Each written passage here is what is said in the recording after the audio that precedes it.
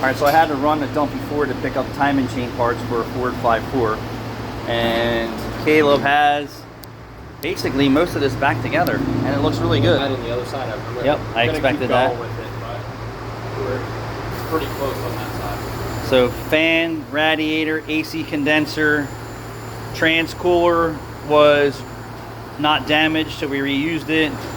That's power steering. Power steering cooler wasn't damaged, we reused that. Yep. We relaxed the hood after we pulled it and made sure that the latch is perfectly fine. We did that outside. Power steering, trans. Yeah. Yeah.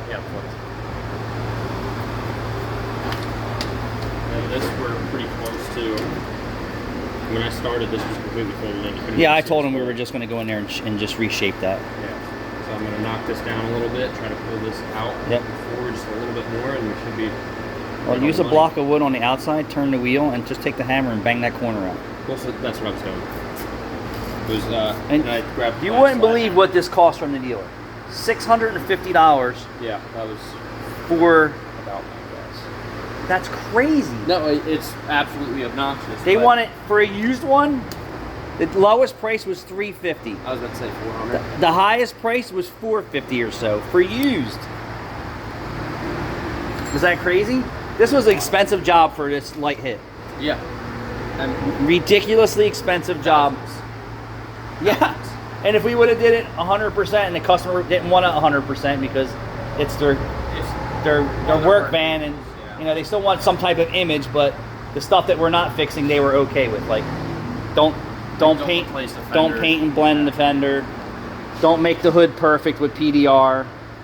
Don't replace all the plastics because they weren't all destroyed.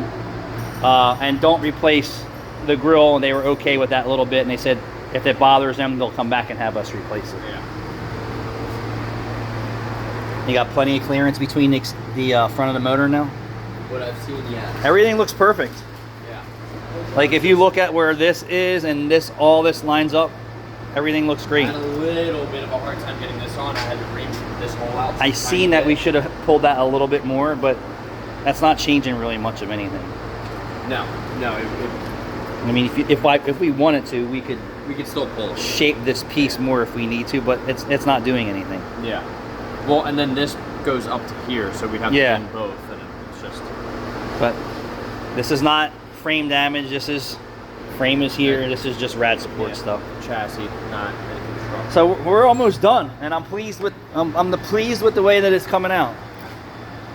All that was smashed all the way back into the engine, and now it's all right where it should be. Looking good, looking good. Yeah, there's a big dent in the cab. I saw that, yeah. At the top of the cab. Yeah, if this was on an insurance job, they probably would have totaled this. Oh yeah. I can only imagine like what we charge to fix the minimums, what it would be for a fender, a hood, all the plastics, all this, the fender liners, all this, all that, a new catalytic converter. This would have been probably a $15,000 job at a body shop. Because you're paying all dealer parts. For everything, yeah. Dealer for everything. Well, actually, some insurance companies will let you get used parts, and I've heard this from our body shop guys. Like they're like, oh no, get a used radiator or get a used bumper support or something like that, because it's still OEM is what they're telling the body shops. A used front support, okay. A used rad, why? It's all plastic. I've heard stories, dude. Like if you're doing just bone structure like this, I can understand getting this used. I'm just telling, because we deal with so many body shops, that the shit that I heard, like I'll just get a used fender, and you know. Why not? I mean, I agree. Like body panels, why not get used?